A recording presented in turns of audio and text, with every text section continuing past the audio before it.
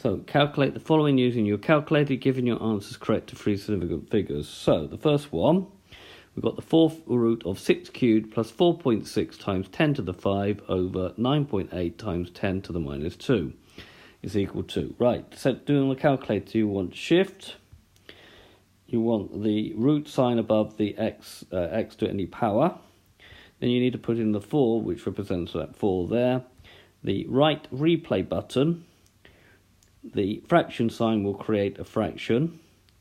6 x cubed plus, and now this is in standard form, so write down 4.6 times 10 to the x and then a 5.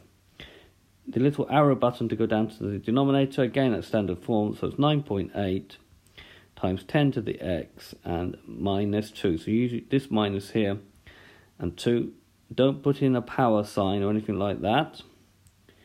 And then do the right replay button, press equals, and this is what it will look like on your calculator screen.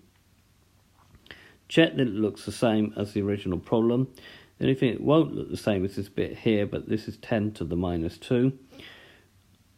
That will give you, write down your full calculator value, 46.55152464.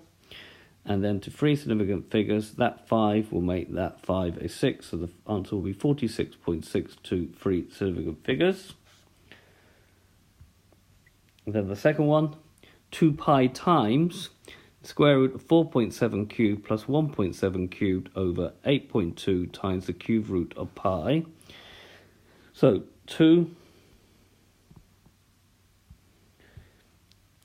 shift, the pi button is above the times to 10 to the x, there's a little pi there. Square root represents square root, fraction, 4.7 x cubed plus 1.7 x cubed. The downwards replay button, 8.2 times the cube root, so want shift, above the square root sign is the cube root sign, and then shift times 10 to the x, above 10 to the x is pi. Take the replay button, that takes it out of that square root sign, and then a second time to take it out of the function, and then press equals, and then this is what you'll get on your screen. Write down the full calculator value, which is 18.90607,196.